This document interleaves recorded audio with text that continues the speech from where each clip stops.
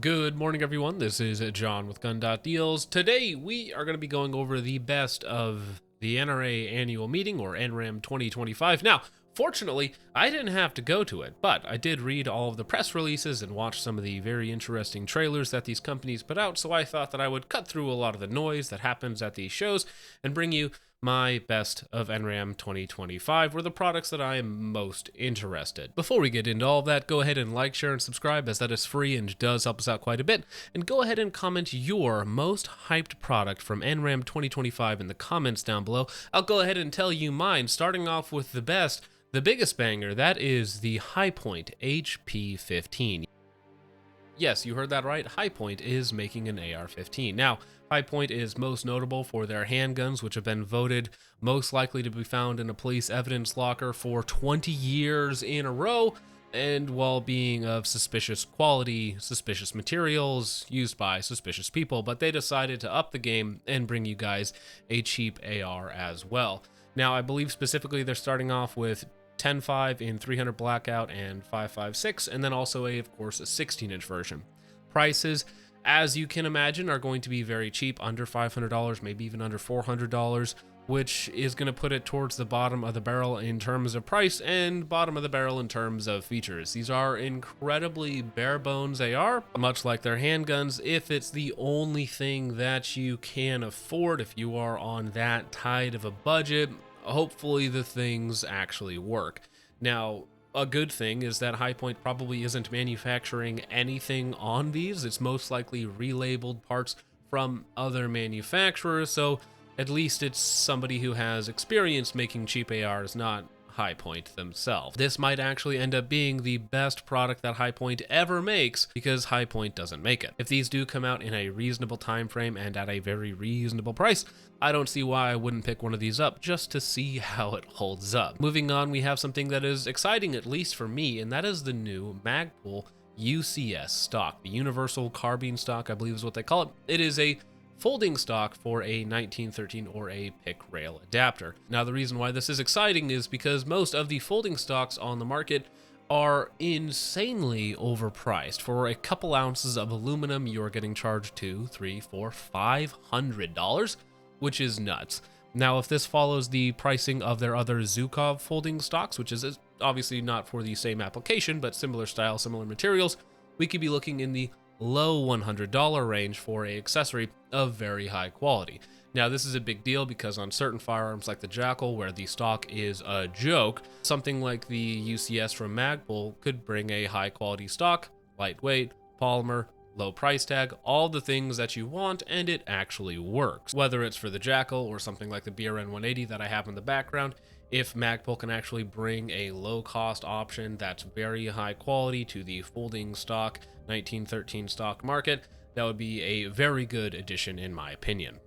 Now, next up is something that is only going to be exciting for a few of you out there, and it is the Springfield Armory Kuna.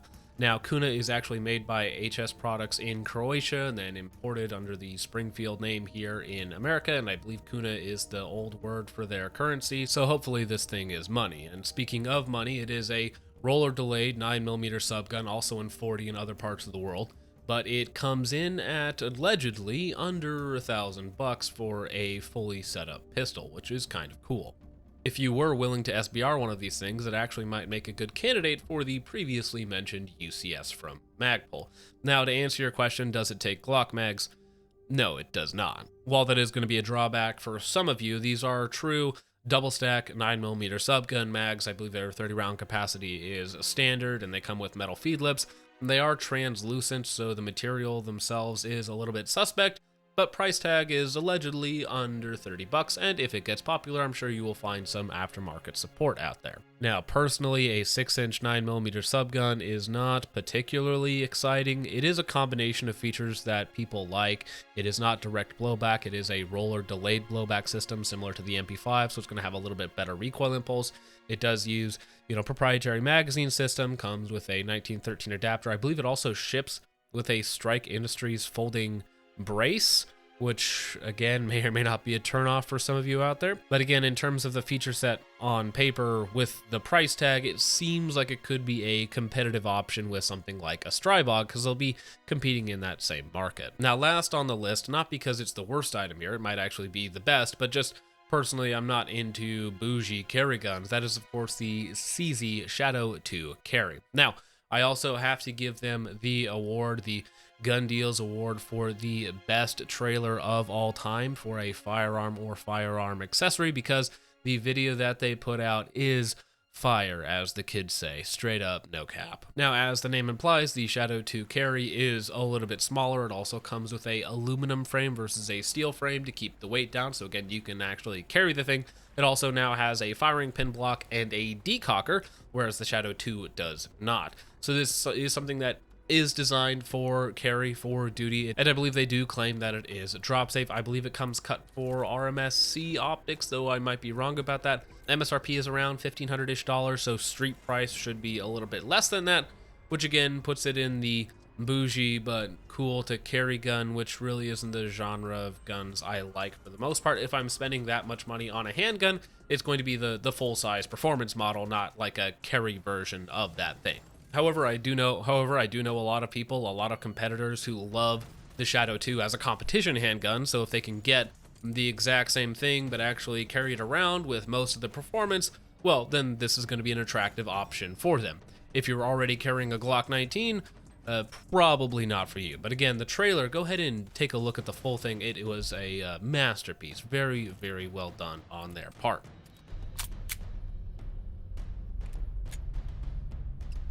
That's really about it that stood out for me at NRAM 2025. There was lots of other coverage out there of shotguns and revolvers, and Taurus brought back a 380 blowback handgun. If you're interested in such things, you can probably expect a review of that from Hop at some point in the future. But that is my list for NRAM 2025. I hope you all enjoyed. Let me know what you think of the new options coming hopefully later this year, if it's not all just vaporware. So, with all that out of the way, gentlemen, thank you so much for watching. I hope you all enjoyed. I will see you in the next one. Peace off. Stand by, go. All right. Time with the bullet. Stand by, go.